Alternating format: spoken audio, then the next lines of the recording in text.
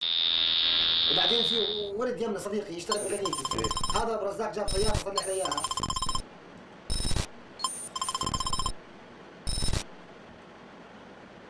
As an intelligence analyst, first and foremost, you're part of a bigger team.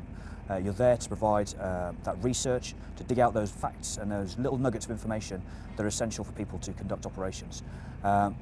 You deal with a variety of sources that serve many different roles, from direct unit support, say located with a squadron, or say an RAF regiment unit, providing them their ground intelligence.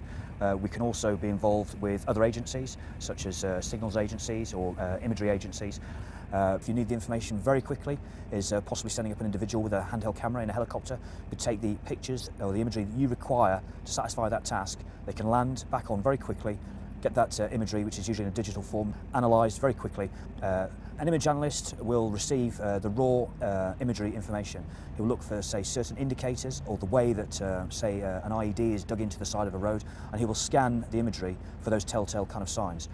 He can also measure, say, things like alleyway widths, window heights, doorways, thicknesses of walls and the heights, to try and give those guys who might be arresting somebody every piece of information that they would expect to see on the ground when they jump out of their vehicle.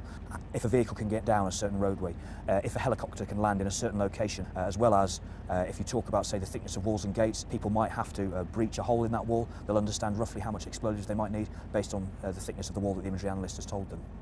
All of those things the imagery analyst can spot, and will probably be asked to brief a team before they depart on the operation. We've had people in the field who have dug in for 10 days with all their rations and water on their back, capturing bridges to facilitate a convoy's return.